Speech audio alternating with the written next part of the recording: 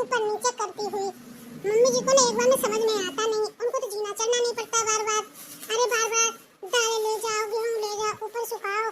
अरे भाई बार बार धूप निकलती है, बार बार बारिश होती है, धूप निकलती है तो ऊपर भगा देती है, सुखाओ जाके। बारिश होने को होती तो उन्हें उतार के लाओ। आज दीदी मैं बहुत थक गई हूँ। अरे छोटी तू अकेली थोड़ी ना थक गई है, मुझे भी तो भगाती है तेरे साथ साथ। और देखना अपनी बेटी को तो बिल्कुल नहीं आने देती है। मैंने कहा भी मम्मी थोड़ा दीदी को भेज दो, थोड़ी मदद हो जाए। साफ मना कर दिया, मेरी बेटी थक जाएगी।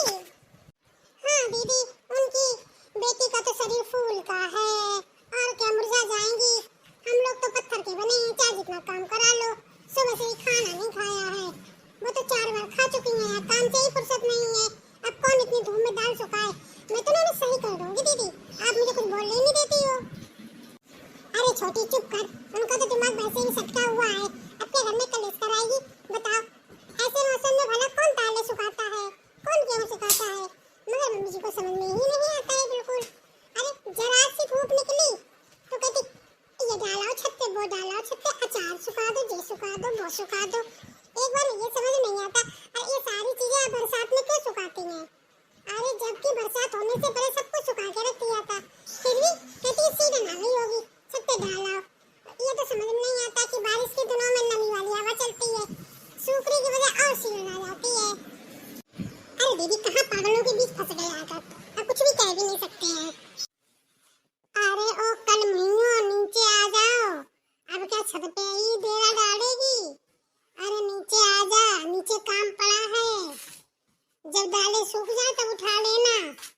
नालायकी, जब देखो तो छत पे चढ़ के नीचे आने का नाम ही नहीं लेती हैं।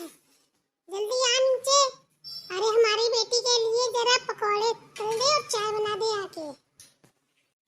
लो दीदी कर लो बात। अब हमने तो अभी तक खाया नहीं खाना सुबह से, इनकी बेटी 4 बार खा चुकी है। थोड़ी सी बारिश हो गई तो बस इनका चाय पकौड़े का मन हो गया, अब इनके लिए चाय पकौड़े बनाओ। हाय मेरी किस्मत। अरे छोटी कोई बात नहीं, तू जाके खाना खा ले और ननद जी के लिए चाय पकौड़े मैं बना दूंगी, तो ज्यादा परेशान मत हो। हाँ और जब दालें सूख जाएंगी तब मैं उतार ले जाऊंगी, तो खाना खा के थोड़ा आराम कर ले, बहुत जल्दी थक जाती है तू। दीदी एक बात कहूँ, जरूर अगले जन्म में ना आप मेरी बड़ी बहन रही होंगी, तभी हमें इतना प्यार करती हो, इतनी मेरी परवाह करती हो। अरे छोटी अगले जन्म में क्यों, इस जन्म में भी तो हम बहने बने हैं। अरे देवरानी जेठानी के बहनें नहीं होती हैं। चलो दीदी नीचे चलते हैं, वरना माँ जी ना पूरा घर सर पे उठा लेंगी।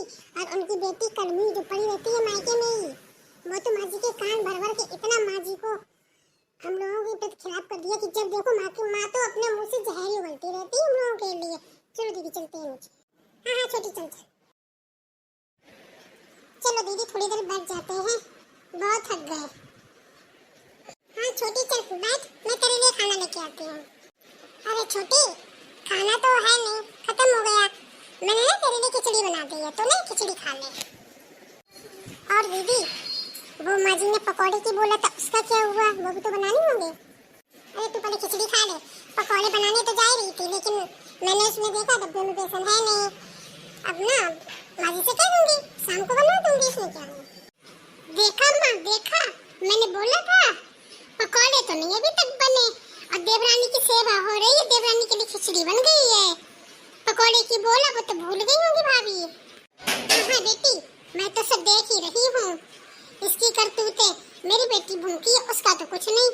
देवरानी को पहले खिला दे खिचड़ी, क्यों रही कलमी, तो सब पकौड़े की बोला था। चाय पकौड़े तूने अभी तक क्यों नहीं बनाए मेरी बेटी के लिए। माँ जी ऐसा तो मत बोलिए, छोटी ने सुबह से कुछ नहीं खाया और जब किचन में गई खाना लेने तो वहाँ तो कुछ था ही नहीं, तो मैंने छोटी के लिए खिचड़ी बना दी और मैं ननद जी के लिए पकौड़े बनाने जा रही थी, लेकिन बेसन था नहीं, बेसन खत्म हो गया, तो मैं ना शाम को बेसन ला के बना दूंगी पकौड़े। माँ मुझे ना पकौड़े अभी खाने हैं बस।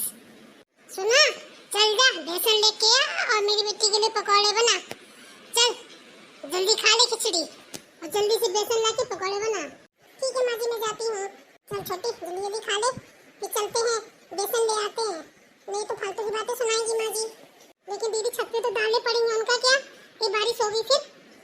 अरे इतनी जल्दी बारिश नहीं होगी, और बारिश होगी तो माँ जी है ना, ननद जी है, छत से उतार लेंगी। ठीक है दीदी। अरे दीदी बारिश होने लगी कितनी तेज, जब घर से निकले थे तब तो बिल्कुल बारिश नहीं हो रही थी, मौसम भी साफ था। अरे छोटी, कहाँ मौसम साफ था, कभी धूप निकलती कहीं बारिश हो रही, सुबह से यही तो हो रहा है। और देखो ना, मैंने ना छत पे दाल सुखाने डाली थी, कहीं वो भीग गई होगी तो मेरी तो आफत आएगी शाम को। अरे नहीं नहीं दीदी, आप टेंशन मत लो। अरे मम्मी जी और ननद जी हैं तो उनको तो पता ही है ऊपर दालें सूख रही हैं, उन्होंने ही तो डलवाई थी दालें, ऐसे कैसे गीली हो जाएंगी, वो खुद उठाएंगी। हाँ छोटी, काश मम्मी जी उठा ले तो अच्छा है, नहीं तो माँ जी मुझे ना बहुत सुनाएंगी। ऐसे कैसे सुनाएंगी? अरे माँ जी ने ही तो भेजा है मार्केट की, बेसन ले आओ बेसन ले आओ, उन्हीं की बेटी को पकौड़े खाने थे, सुबह से पता नहीं कितना खाती हैं। मायके में टिकी रहती, ससुराल में तो जाती नहीं है, मायके में पड़े पड़े खाने को मिलता है। अरे भाभी कहाँ घूम रही हो इतनी बारिश में? अरे कुछ नहीं पारो बहन, मैंने बेसन लेने आई थी, अब देख मैं छाता भी नहीं लाई, बारिश ही नहीं हो रही थी तब अचानक बारिश होने लगी, मैं तो पूरी भूल गई हूँ। अब तू इतनी बारिश में क्या कर रही है? अरे भाभी, मैं ना, मेरी माँ आई थी तो मैं ना अपनी माँ को बस स्टॉप तक छोड़ने गई थी, तो मैंने सोचा बारिश तो इतनी जल्दी होगी नहीं तो माँ को बस पे बैठा नहीं पाया, लो बारिश चालू हो गई। अरे मुझे पता होता तो मैं भी छाता ले आती, लेकिन चलो अच्छा है, कम से कम मेरी मम्मी तो नहीं भीगी है। और भाभी क्या लेने निकली इतनी बारिश में? लगता है कोई बहुत जरूरी काम होगा तभी आप निकली हो बारिश में, वरना तुम्हारी सास घर से बाहर कहाँ निकलने देती है। अरे हाँ पारो बहन, तुम बिल्कुल सही कह रही हो, हमारी सास तो इतनी खड़ूस है, इतनी बारिश में भेज दिया हम लोगों को बेसन लाने के लिए, उनकी बेटी को ना पकौड़े खाने हैं, चाय पकौड़े खाने के लिए मरी जा रही है। अब देखो ना छाता भी नहीं लेके आए, मुझे क्या पता था बारिश होगी। चलो भाई जल्दी जल्दी घर को चलते हैं,